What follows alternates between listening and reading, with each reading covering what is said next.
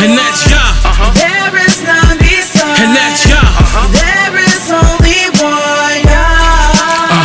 Yeah, say, we ride for, we die for, serve Yah only cause there is no one besides one. There is only one Yah. Captivity is looked on us. We still tortured, struggled by the system, adorned in Edom's garments. Only meant for slaughter on 8 levels. The black rose that grew up by the concrete, your blood from the rose petal. A house severed, many dry bones lie in darkness. The speckled bird around to make a meal out the carcass of the unlearned to see lie right in their mouth. Cause we turn the deaf ear and the wisdom is it cried out. Awake and gather a nation that's not designed for the seeking of the most high face. Will soon expire, not the lie. So I made a song to prophesy that we have to do away with the wicked, seek the most high and the reply. We already did it, so stand aside, cause the people that is waiting on Yah need them a sign. So we say, there is none before. and that's Yah. There is none beside. And that's Yah. There is only one Yah. Let them know that. There is none before. And that's Yah. There is none beside. And that's Yah. There is only one Yah. Yeah. We ride for, we die for, serve Yah only cause there is no one besides one. There is only one Yah. My feet planted holiness of Yah in this sanctuary. Righteousness was filled, many seekers revealed. Right on the 7th day, the fear of Yah, walking on his ways. Truth, righteousness, mercy, judgment maintained. Can't forget about perfection, we must be equal. To be restored, to bring goodness to Yah's people. Chained feeble, broken by the word of Yahweh's prophets. Darkness is not the option. Yah light will guide us out of obscurity. Cleaving to Yah is what the meek will do. The words of Yah shoulder them, soaks the oak podium. We'll procure your treasure no matter what other nations do. Gotta change up our hearts, and we will make it through to know that there is only one Yah. Let them know that there is none before. And that's Yah. There is none beside. And that's Yah. There is only one Yah. One more time, let them know that there is none before. And that's Yah. There is none beside. And that's Yah. There is only one Yah. Yeah. We ride for, we die for, serve Yah only cause there is no one besides one. There is only one Yah. Let's go. We praise Yah. We praise Yah. Come on. We praise Yah. We praise Yah. Come on. We praise Yah. We praise Yah. Come on. We praise Yah. We praise Yah. Come on. We praise Yah. We praise Yah. Come on. We praise Yah. We praise Yah. Come on. We praise Yah. We praise Yah. Come on. We praise Yah. We praise Yah. Come on. Come on.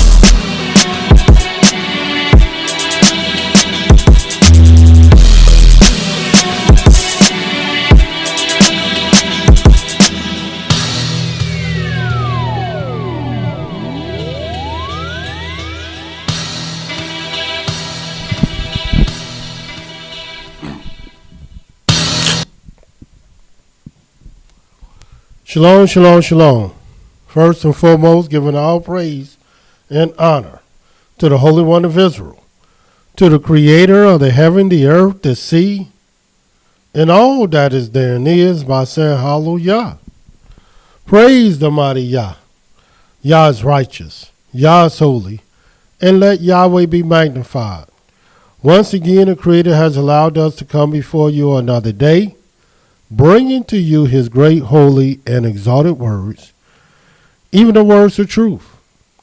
My name is Moreh Ishaya Yisrael of the House of Israel, located right here in Cincinnati, Ohio, 2330 Kemper Lane, bringing to you nothing but the truth. And yes, it is true. All we're going to do is tell you the truth, for Yah ordained me to tell you the truth, and this is what I'm going to do. And who is this Yah? Yah is the creator of the heaven, the earth, the sea, and all that is therein is.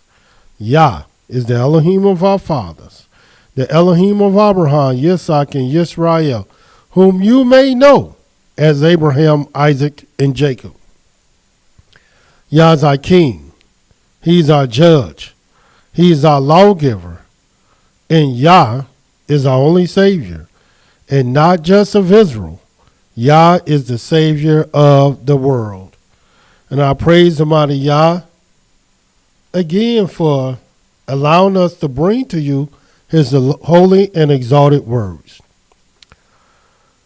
We began to teach on the book of Exodus, not in a way that maybe you have expected, because these books, you have not been introduced to them in this manner, such as the book of Genesis, which come from the Hebrew word Bereshit, which means the beginning. This is how Genesis starts out. In the beginning. That is the name of the book. But what did Yahweh want you to know about your beginning? Well, the main thing he wanted you to know, and the main thing you need to know about your beginning, and not just yours, but the other beginnings that has very relevant knowledge and information that's relevant to you. The main thing you need to know about your beginning is your origin, your generation. And this is the information that we brought to you. But you can't stop where we started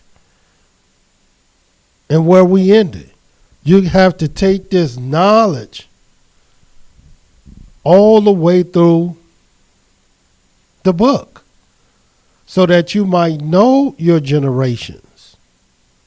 And there's many generations you should know. Likewise. And we brought you 12 different generations in the book of Genesis. Why 12? Because that's what it speaks about.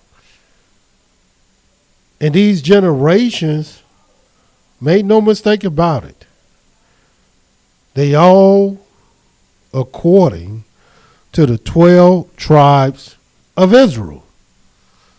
That's how Yahweh would set the whole bounds of the earth. Let me show you this. In the book of Deuteronomy, the 32nd chapter,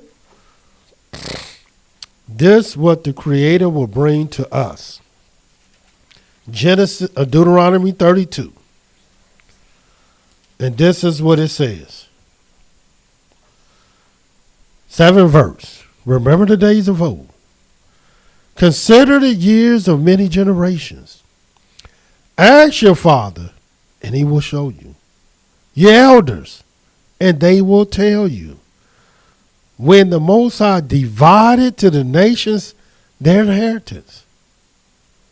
When he separated the sons of Adam, he set the bounds of the people according to the 12 tribes of Israel. And now here we have, in the book of Genesis, 12 different generations that we brought to you. But now, we've been dealing with, this week, the second book of the Holy Scriptures, which is called Exodus, which come from the Hebrew word Shemot, which means names. And you will find in the book of Exodus, the very first verse, these are the names. And this is what you're going to find. You're going to find 12 different names in the book of Exodus.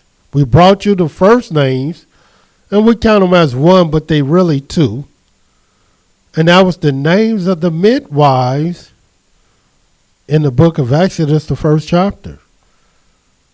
But we started on this book of Exodus, which means names, talk about names, but why? How can you know the various laws and commandments and statutes and judgments and testimonies of Yahweh without knowing these names, what they mean, what they represent, and what they're testifying to. Shifra literally means brightness. Pua means glitter, brilliancy. Both of them represents light. That's what their name means. But what really do they represent? Well, both of them, according to the book of Exodus, feared Elohim. Of course, a lot of people tell you they fear the Most High. But really, they don't know. And oftentimes they don't. They just haven't been tested yet. As these women were, as the midwives were. And they put their life on the line for the Hebrew men of the children of Israel. Now, did the Hebrew men do something special for them? No. Did the Hebrew men, were they some type of elite people that they needed to put their life on the line for? And the answer is still no. But when you fear the Most High, you would do the right thing. And this is exactly what they did. Was the right thing because they feared Elohim. This is the whole duty of man. He said the children of Israel was the apple of his eye. He said the children of Israel was his world without end. He said the children of Israel was his witnesses. He said, Israel is my son. And so it's understandable when you fear the Most High, you do the things that please him. And that's exactly what they did. But are you pleasing to the Most High? Are you representing something that will please and bring delight unto the Most High? If you do not, you might want to re-examine yourself. Watch what the scriptures say in the book of Isaiah 42. I want you to see this. Because a lot of people don't know the Most High. They only think they know the Most High. And then what happens is the one who do know the Most High try to tell you something, try to teach you something, try to show you something, but you won't hear it. You won't listen because you only think you know. But in truth, you don't know at all. Because if you knew certain things, there will be certain things you wouldn't even do. And why? Because you fear Elohim. Watch this in the book of Isaiah 42. The very first verse says, Behold, my servant, whom I uphold. This is what Yahweh saying. Look at my servant, who I uphold. My elect, in whom my soul delights. I put my spirit upon him, and he shall bring forth judgment to the Gentiles. This is somebody that Yahweh say, my soul delights. And are you doing the thing that Yahweh delight in? And I'm here to tell you, Shifra and Pua did exactly the very thing that Yahweh delight in.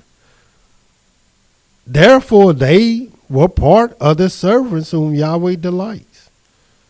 Because truly, if you're doing the things that he delight in, truly, it would only make sense that he would delight in you. Then we brought to you Yahweh's servant who we know delight in, Moshe. And here this Moshe, And I may add about Shiphrah and Puah, they were keeping the law even before Moses brought the law, the main law. And what was that? To fear Elohim and keep his commandments. For this is the whole duty of man. Now this Moshe is the one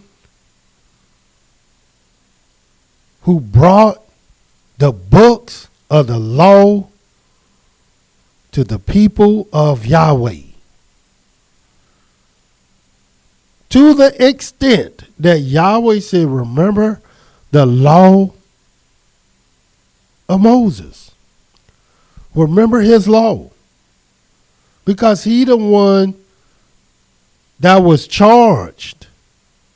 He was the one given the honor to go up into the mount and receive the written words of Elohim, sitting face to face as a man speaketh unto his friend, to Yahweh, and brought these words back to the children of Israel. Yes, that's what this Moshe did. Moshe's name means drawn from the water, because this is what his mother would do. Put him in a basket. She's trying to save his life. Put him in the water to see what will happen to him. She no longer could hide him. And of course, Pharaoh's daughter ended up raising this Moshe. But everything Moshe would do, not everything, but a lot of things he would do, he would show various signs and wonders through the water in which he was brought from.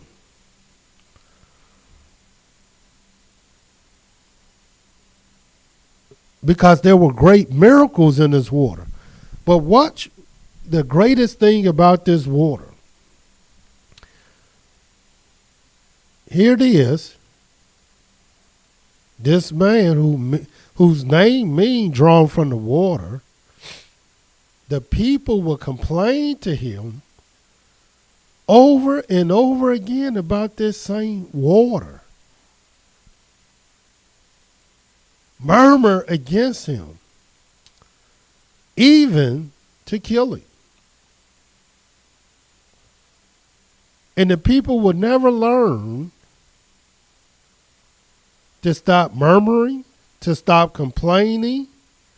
They would just over and over and over again until Yahweh got tired of it, and until Moshe got so frustrated, so tired,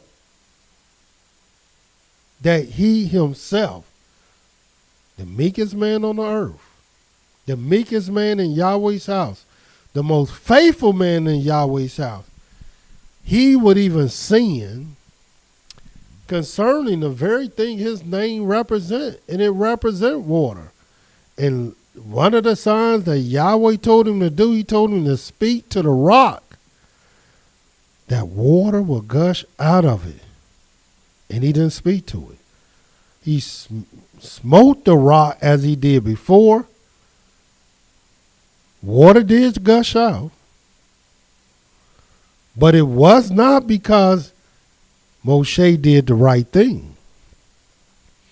And he could not go into the promised land as a result of his sin, as a result of not sanctifying the Most High. But imagine, here it is, he was the most faithful, the meekest man in Yahweh's house. He was an example of the way we are to conduct ourselves. The long suffering, the patience that he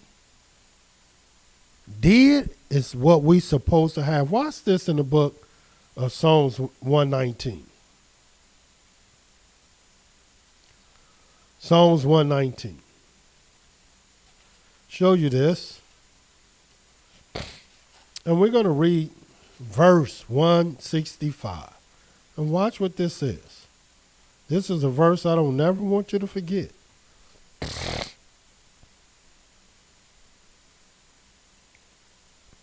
Great peace have they which love your law. And I ask everybody, do you love the law of Yahweh? And if you love the law of Yahweh, do you have great peace? Either you love the law or not, or you have great peace or not. But you can't say you got a bunch of peace and you don't love the law. And you can't say you love the law, but you don't have no peace. And then watch what it further says. And nothing shall offend them. I can read this 1,000 times a day,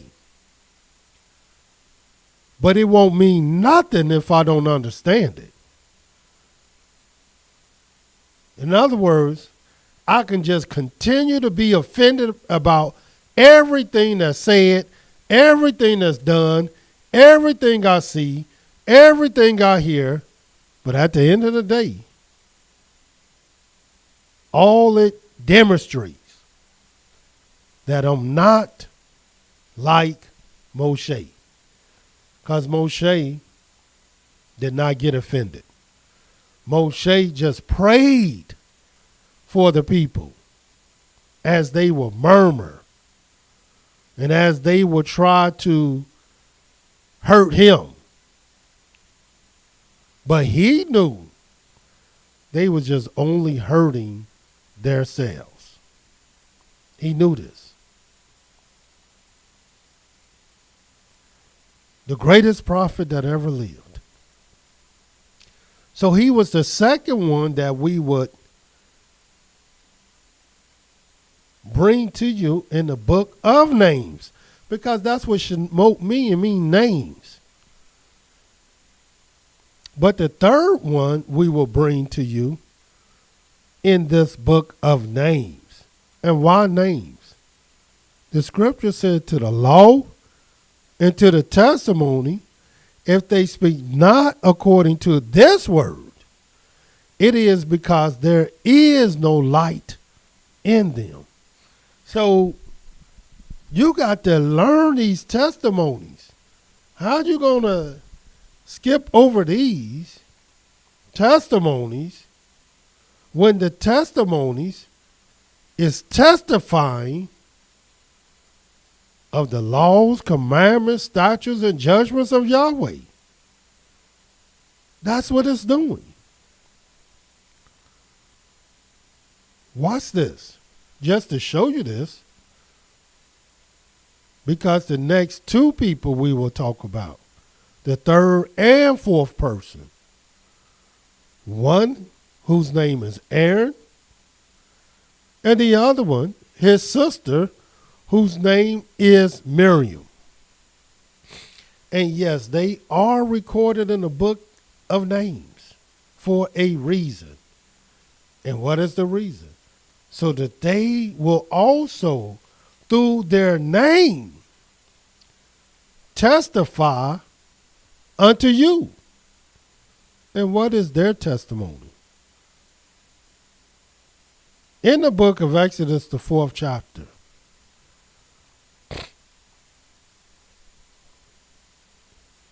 and we're going to start reading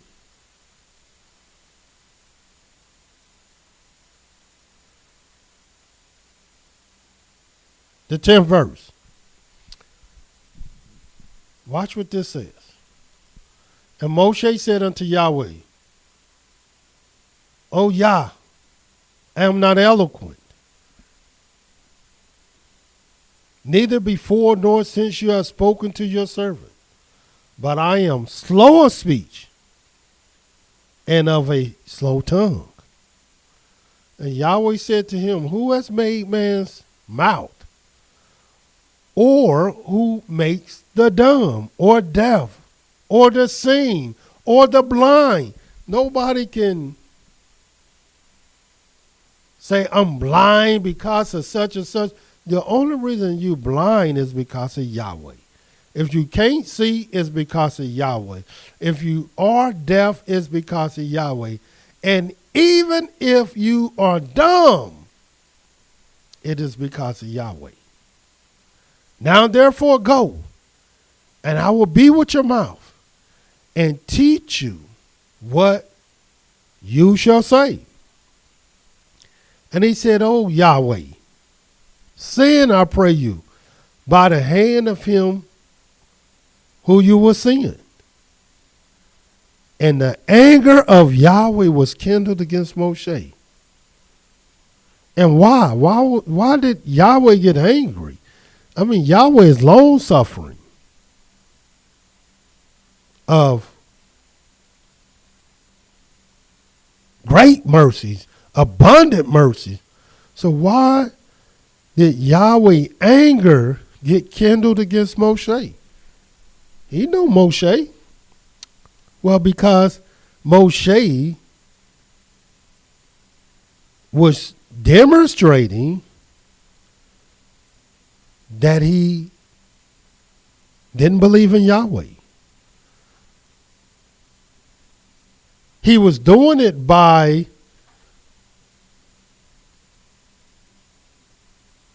not having confidence in himself, but really he did not have confidence in Yahweh, who would send him to do what Yahweh told him to do. So not only he didn't show confidence in himself,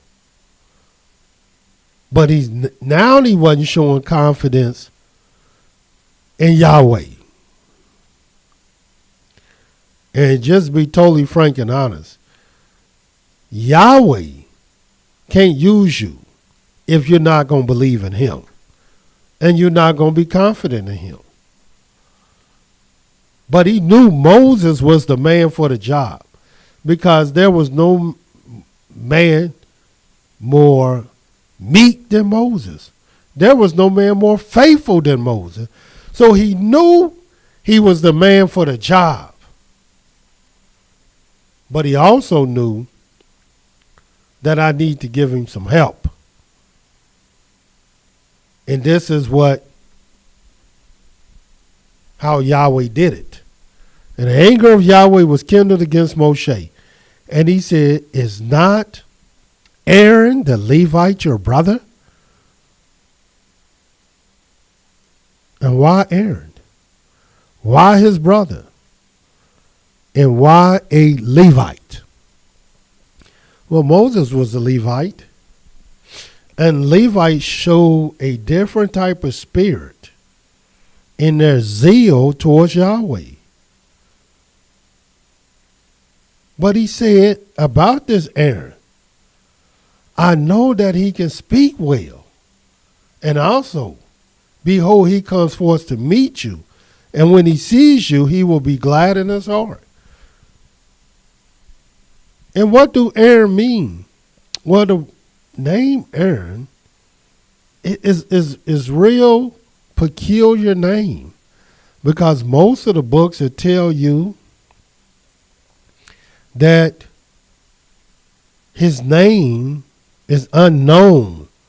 They don't know where it originated from. They don't know if it came from the Egyptian language or the Hebrew language, but they'll tell you they don't know. Certain texts would tell you that part of his name means mountain or high. Of course, he was the high priest.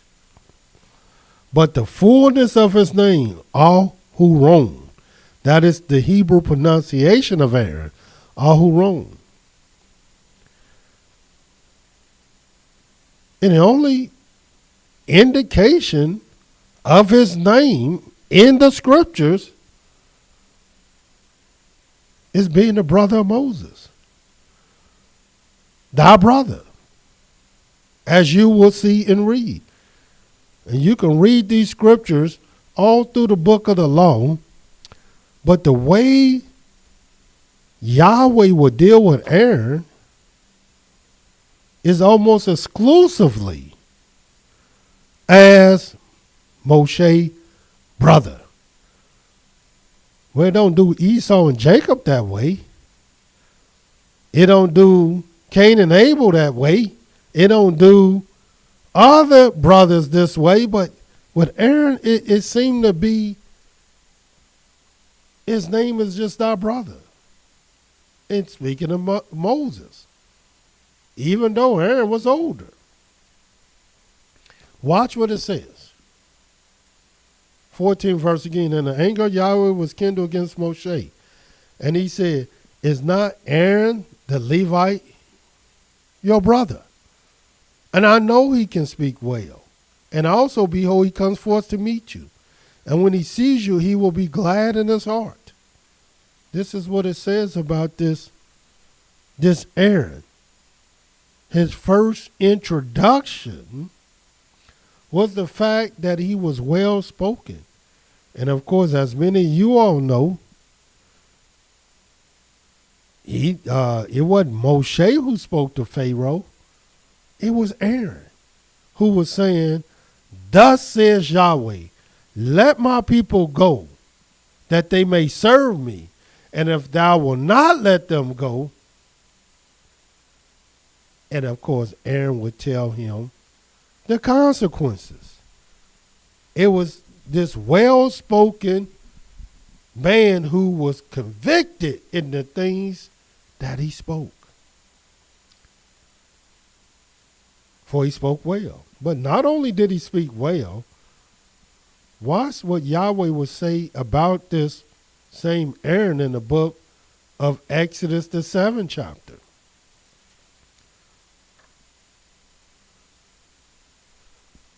The very first verse. And he says, and Yahweh said to Moshe, see, I have made you an Elohim to Pharaoh. And Aaron, your brother. In other words, still talking about your brother. Shall be your prophet. He could have easily just said, and Aaron shall be your prophet. But no, he's saying, Aaron, your brother, shall be your prophet. The word prophet means messenger. This is why in the scriptures, it tells us that we are to seek the law at the mouth of Levi. And why? Because he is the messenger of Yahweh. And this is what Aaron was. He was a prophet. He wasn't just a priest, but he also was a prophet. And we saw Yahweh through him. And it is true. We saw Yahweh through the prophets also. But Aaron was a prophet also. So not only he can speak well, because he was thy brother, Moses. He was a prophet. Moses' brother, once again.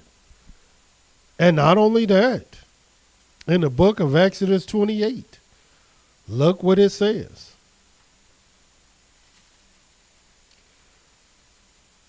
Here is a man whose whole life he was beside his brother and came into prominence by his brother through one of the weaknesses of his brother. In the book of Exodus 28. And this is what it says in the very first verse. And take you unto you Aaron, your brother. Still, always talking about his brother. And his sons with him from among the children of Israel. that he may minister to me in the priest's office. Even Aaron, Nadab. See, he could have just said Aaron at all these places. But for some strange reason, he's saying, your brother. Aaron, Nadab, Abihu, Eleazar, and Ithamar, Aaron's sons. And you shall make holy garments for Aaron. Watch what it says. Your brother. For glory and for beauty. So not only Aaron was so important in the scriptures, Moses didn't have special garments. No other tribes had special garments. No other Israelite had a special garment. No kings had special garments. But Aaron had a special garment that only he and his sons after him was able to wear. And they were set apart from everybody else. So not only he can speak well, not only was he a prophet and a priest, but he was to minister in the priest's office in special made garments by law. And you won't know what these garments is until you read the law, until you read the statutes and the judgments, until you read the commandments. That's when you're going to learn about these garments. And we're going to read about them. I can assure you. Because by law, somebody had to make it. Also by law, he had to minister in the priest's office. And yes, his ministry was by law. So just reading and testifying about Aaron, you're going to learn the law. Do you realize there was laws that they had to uphold, statutes and judgments they had to do when they came into the sanctuary of the Most High, when they taught the children of Israel? When they put on garments, when they can put on garments, certain dates they had to put on the garments, certain things they had to do, certain responsibilities they had. You're not going to learn these things without. These things were just, it wasn't for just anyone. It was for your brother, Moses, your brother, and his sons. Likewise, watch what it says in the 3rd and 4th verse of this same Exodus 28. And you shall speak to all that are wise-hearted, whom I fill with the spirit of wisdom, that they make Aaron's garments to consecrate him, that he may minister to me in the priest's office. And these are the garments which they shall make: a breastplate, an ephod, a robe, a broidered coat, a turban, a girdle, and they shall make holy garments for Aaron, your brother. Again, your brother. And his sons, that he may minister to me in the priest's office. So Moses was not, Aaron was not the minister of Moses. He was not anybody's minister but Yahweh's. And he had to wear certain things by law. He had to speak certain things by law. And of course, as you know, he had to do certain things by law. Why? Because he was not only Yahweh's minister, but he was a messenger of Yahweh, Moses' brother. In this same Exodus, the 28th chapter. And of course, he spoke well. He was a prophet, ministered in the priest's office, wore holy garments, sanctified and separated, as we're about to read. Watch what it says about how he was to be sanctified. In the book of Exodus 28, and we're talking about Aaron. Yes, thy brother. In the book of Exodus, the 28th chapter, this is what it says in verse 1.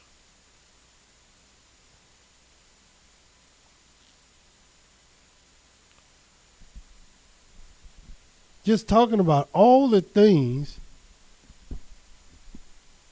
that Aaron is supposed to wear.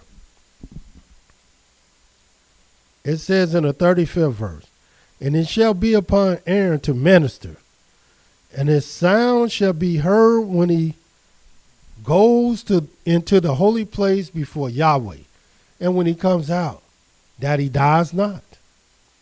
And you shall make a plate of pure gold, engrave upon it, like the engravings of a signet, holiness to Yahweh. You shall put it on a blue lace, that it may be upon the turban, and upon the forefront of the turban it shall be.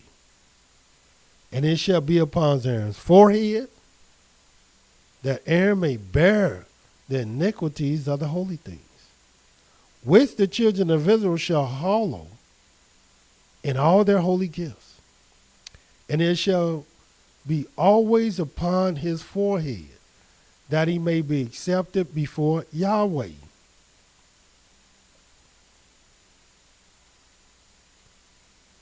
And you shall embroider the coat of fine linen, and you shall make the turban of fine linen, and you shall make the girdle of needlework.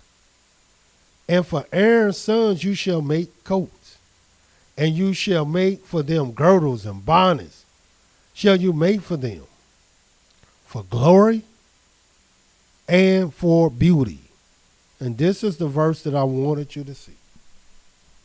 And you shall put them upon Aaron, your brother. Again, your brother. And his sons with him, and shall anoint him, consecrate them, sanctify them, that they may minister me in the priest's office. How are you going to read about Aaron? How are you going to read about his sons and then not know nothing about his sanctuary, about his ministry, about the garments that he will wear, what he has on his head, what he have on his loins, what he has going from his head down to his toes? You don't know none of these things. And as a matter of fact, you don't even know who made these things. Because these things that we're speaking about are the things that make up the various laws, statutes, judgments, commandments of Yahweh.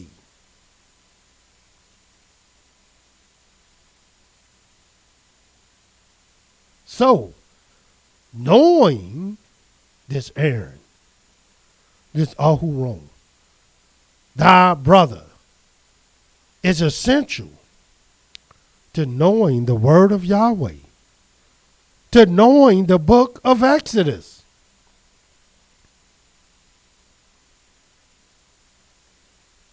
For he was separated. him and his sons from the children of Israel. And let me show you something in the book of Leviticus, the 16th chapter, also concerning this Aaron. And this is out of Exodus. But it's not something different. It's just about Aaron. See, once you start studying Aaron, you're going to go out of the book of Exodus. This is where the story begins. Because the book of Exodus is about names. And now we are talking about our forebears of the law. Our forebears of the commandments and statutes and judgments of Yahweh. Our forebear of the holy things of Yahweh. This is where this began. In the book of Leviticus 16.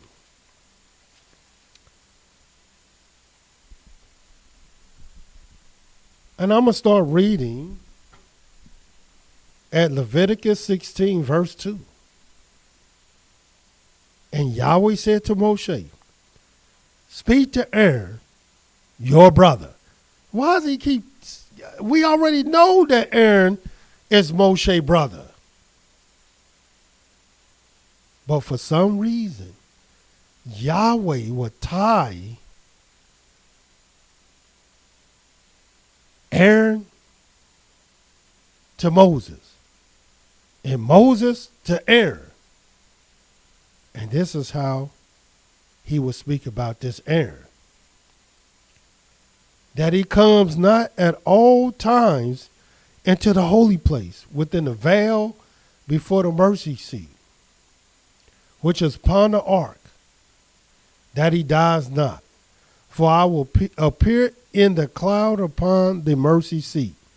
In other words, going into this holy place, this veil, this holy of holies, there were certain instructions, statutes that Aaron had to follow to go in before Yahweh and before this mercy seat. And he only can go in there once a year. And once we get into the various books of Leviticus, we're going to show you what that once a year is. But show you why it's so important that these instructions was followed to a T.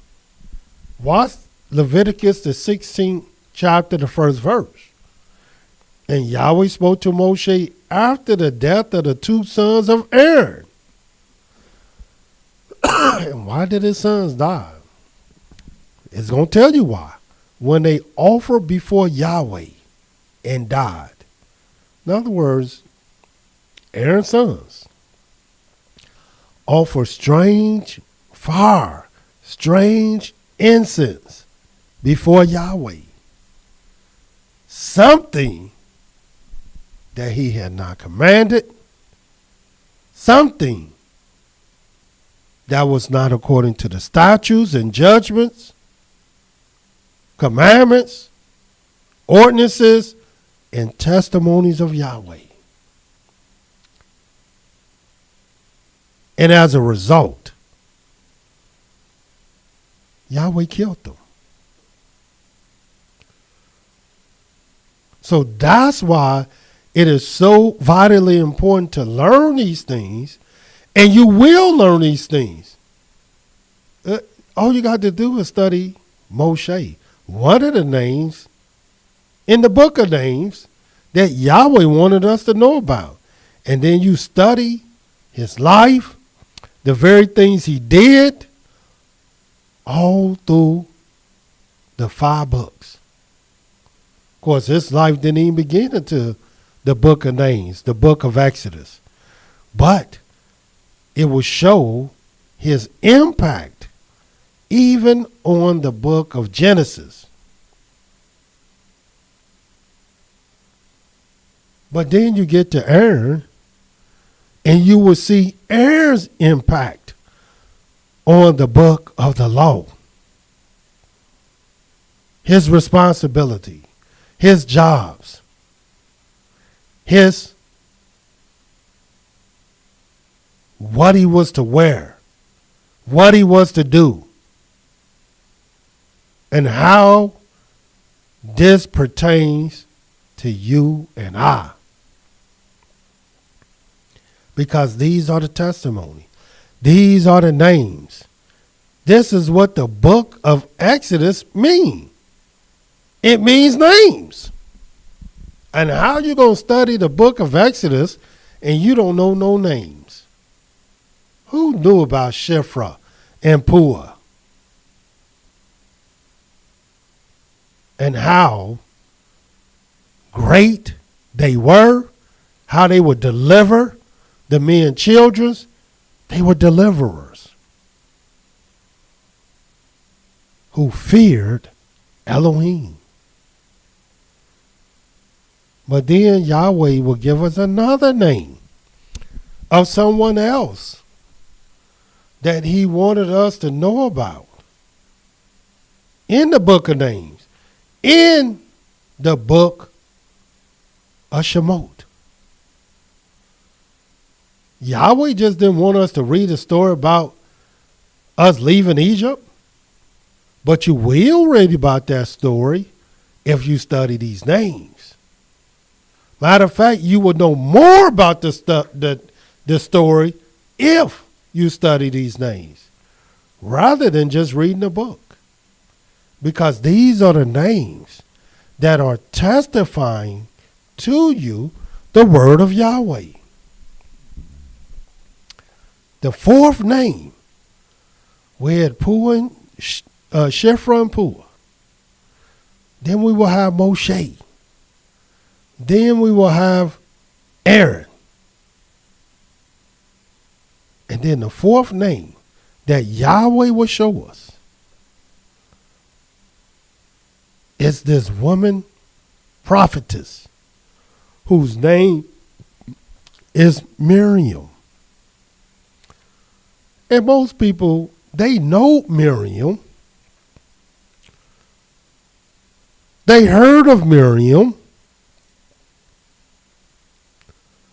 but they know little about Miriam, other than the fact that she was a prophetess. But let me show you something that you might not have known. The name Miriam, if you know her, her name means rebellious, bitter. Just take the time and look it up for yourself.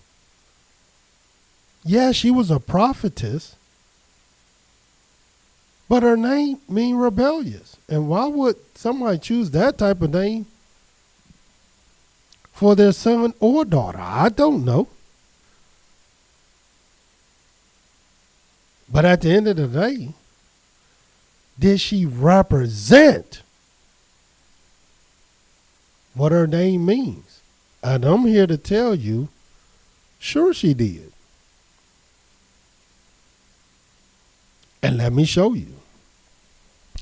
Let me show you, just like Aaron represented all through the scriptures, how he was Moses' brother, all through the scriptures. And everywhere Moshe went, Aaron was on his side, with the exception of when Moshe went into the cloud to speak to Yahweh. But when Moses spoke to the elders, who you think was speaking? Aaron. When he spoke to Pharaoh, who you think was speaking? Aaron. When he did all the signs and wonders before the people, who do you think did them? Aaron. Everywhere he would. How can you go anywhere without your spokesperson? without your mouthpiece, without your sidekick. And that's what Aaron was. But Yahweh didn't call him a sidekick. He didn't call him a mouthpiece. He didn't call him anything other than what he was, your brother. And everywhere he went, his brother Aaron went with him. And Miriam, she will show you through the word of Yahweh, she's exactly what her name means. Even though she was a Levite, and even though she was a prophetess. The first time you will read about this Miriam in the book of Exodus 15, because we're reading about names. That's the only reason we're dealing with names. Because that's what the book is called, names. The only reason we dealt with generations, because the book was called Bereshit, beginning. And how can you know your beginning without knowing your generation? In the book of Exodus 15, this is what it says in the 20th verse. And this was a good thing. And Miriam the prophetess, in other words, the word prophetess come from the Hebrew word Nabiya. Nabiya not just only means you're prophesying, but it also means poet, poetry, some type of one who can sing with poetic words. And of course, the first time you see this Miriam, look what she's doing. And Miriam, the prophetess, the sister of Aaron, took a tambourine in her hand. And all the women went out after her with tambourines and with dances. In other words, she's singing, which represents also the fact that she was a prophetess. And Miriam answered them, sing you to Yahweh, for he has triumphed gloriously. The horses and his rider has he thrown into the sea. So Moshe brought Israel from the Red Sea. And they went out into the wilderness of Shur. And they went 3 days in the wilderness and found no water. In other words, she is the one that's just leading the people in song to Yahweh. No other woman but this Miriam, but this prophetess. But this prophetess had a side of her that, and I don't get me wrong, everybody got this good side and this bad side. But I'm here to tell you the truth. The reason why I want the sisters to take great notice of this is because, and the brothers too, that it don't matter what you are, your position is. The thing that matters is your spirit. And you have to begin to learn how to control your spirit. Your husband can't do it for you. Your children can't do it for you. Your brothers can't do it for you. The sisters can't do it for you. The elders can't do it for you. You have to be in control of yourself. You can't allow your emotions to control you. But watch what it says about this Miriam, whose name means bitter. Why are you so bitter? rebellious. And why you rebelling? Watch what this says in the book of Numbers, the 12th chapter. This is what you're going to find when you read about Miriam. Sure, she was a prophetess. Just look up her name and then ask me, why would her name mean that? Watch what this says. In the book of Numbers, the 12th chapter, the very first verse, and Miriam and Aaron spake against Moshe because of the Ethiopian woman whom he had married. For he had married an Ethiopian woman. In other words, you know how you get when you think you know the law better than the person who's teaching you the law. Better than the person who's being revealed the law. Better the person than who's walking in the law. Watch what they said. Second verse, and they said, has Yahweh indeed spoken only by Moshe? Has he not spoken also by us? And Yahweh heard it. In other words, they tried to put themselves on the level of Moshe. Yes, this Miriam and Aaron. But why was Miriam singled out? Because the last person that should have been putting herself on this level is her. And she was mentioned first. And chances are she spoke first and led the charge. Now, why would I just make that assumption? Maybe because that's what her name means.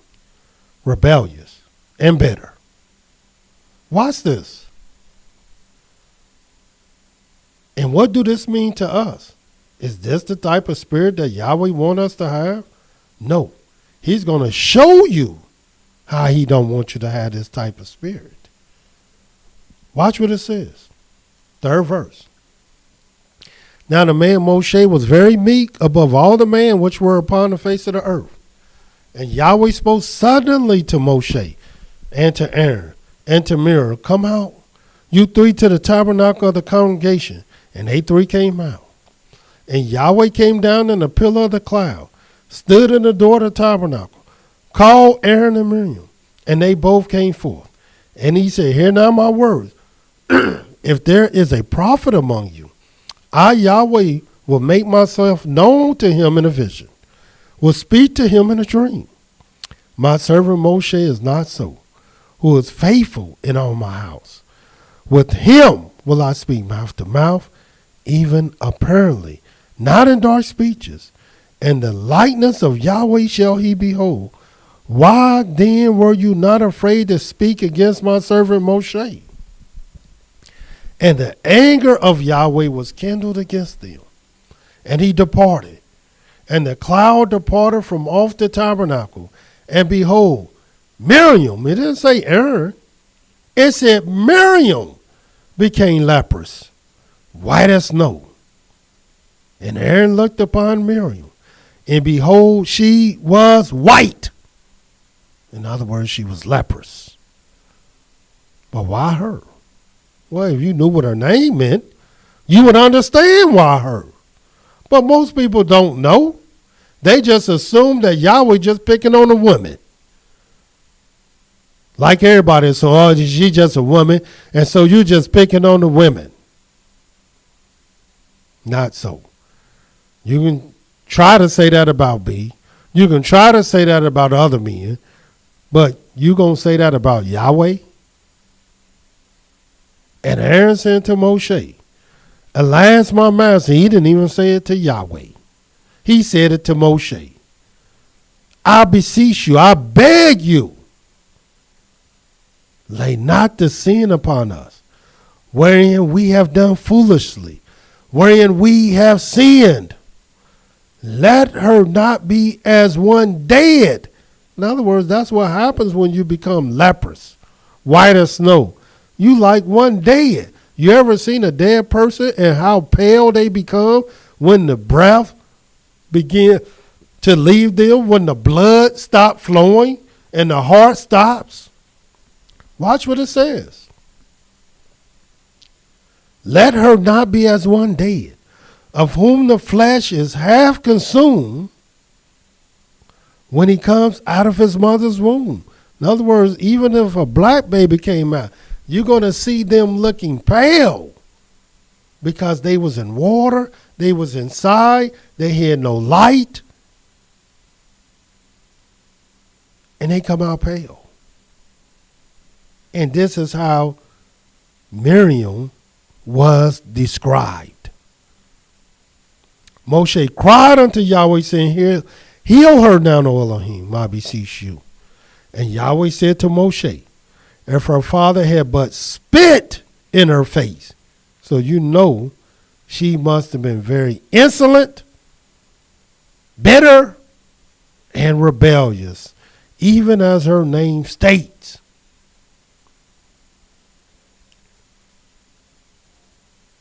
And Yahweh said to Moshe, if her father had but spit in her face, should she not be ashamed 7 days? Let her be shut out from the camp 7 days, and after that let her be received in again. And Miriam was shut out from the camp 7 days, and the people journeyed not until Miriam was brought in again.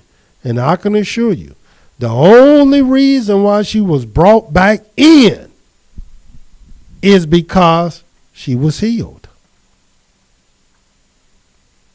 But Yahweh wanted this as a testimony to shame her for at least 7 days. And why? Because you shouldn't have never spoke against Moshe.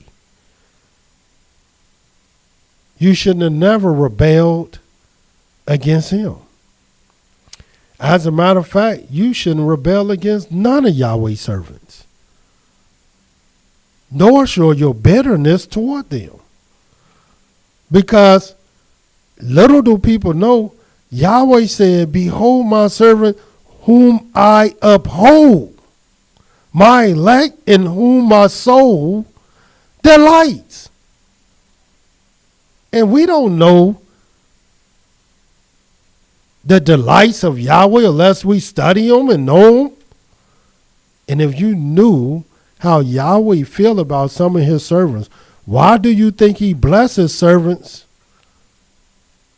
with certain things? Because he's attempting to show you his delights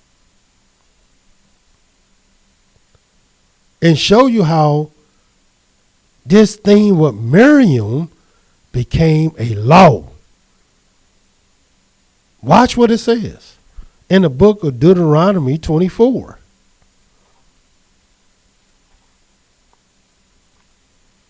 In the book of Deuteronomy 24, this is what it says. The 9th verse. All the things Yahweh wants us to remember. Watch this one. Deuteronomy 24:9. Remember what Yahweh your Elohim did unto Miriam by the way, after that you were come forth out of Egypt. Why? Why do he want us to remember? As a matter of fact, we need to start at the 8th verse. It says, take heed of the plague of leprosy, that you observe diligently and do according to all that the priests, the Levites shall teach you, as I commanded them. So you shall observe to do. And then it says, remember what Yahweh your Elohim did unto Miriam by the way, after that you will come forth out of Egypt. Remember this thing, because Yahweh, what he did, he wanted the world to know. He wanted Israel to know.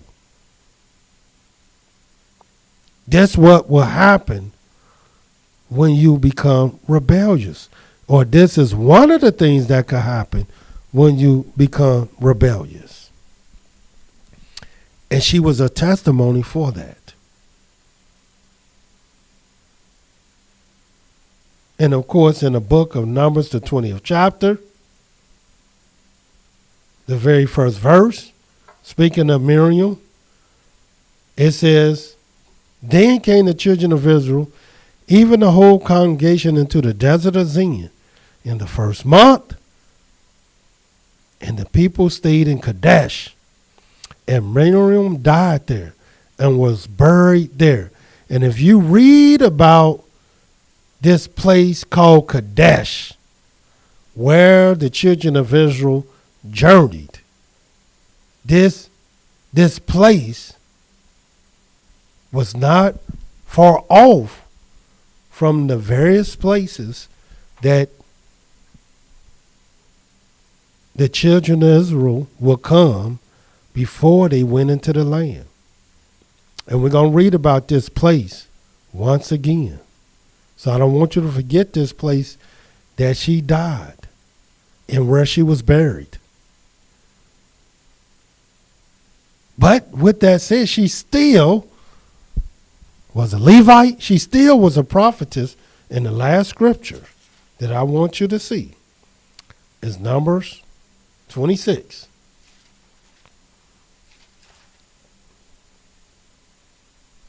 And this is what it says.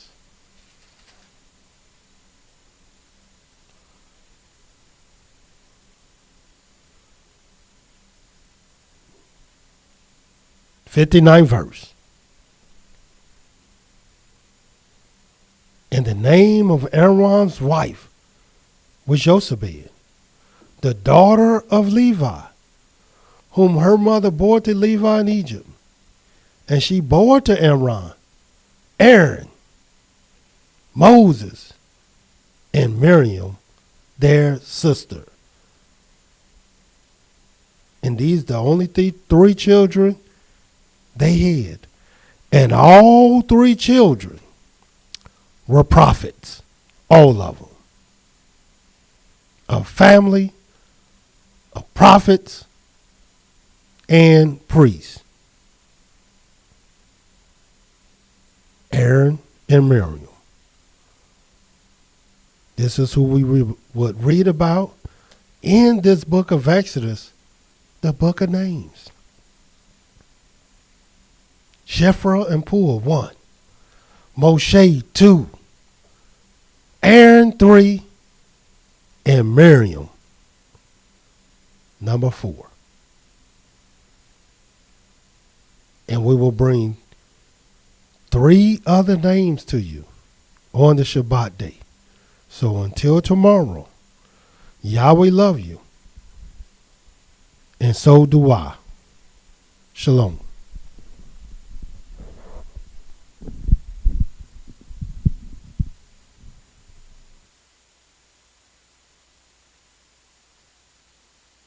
Times, yes.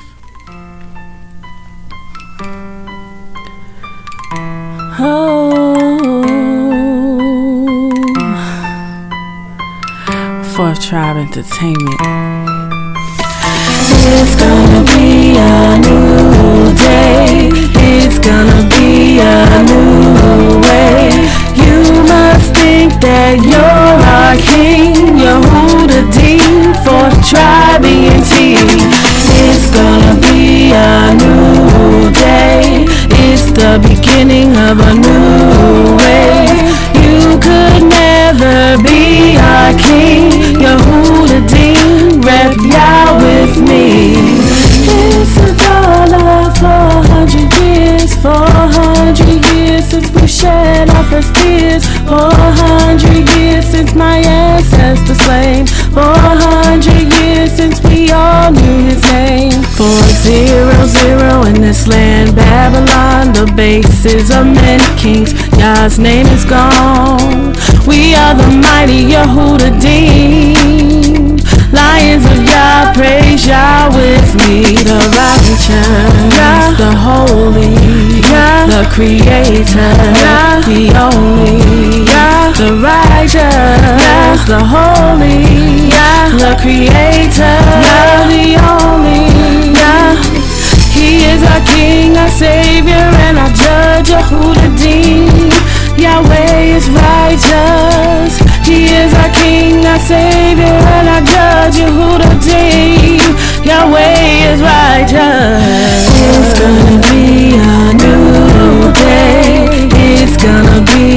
a new way.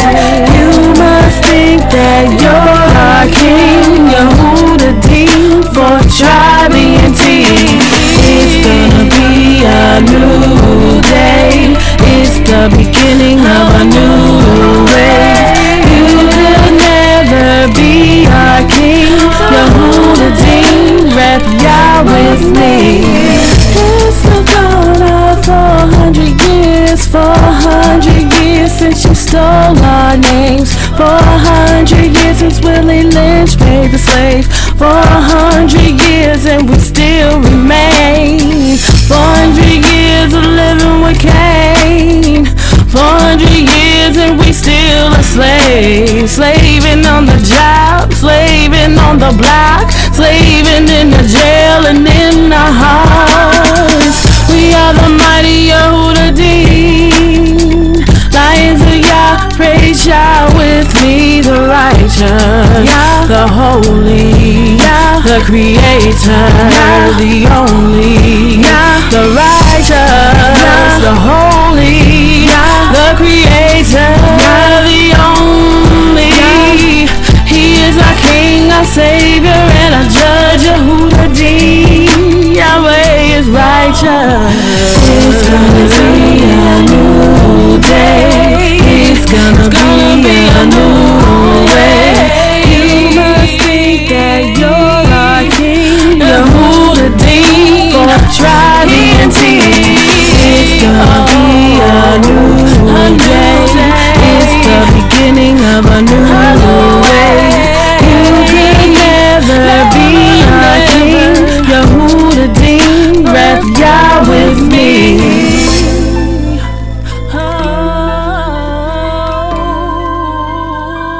You could never be my king.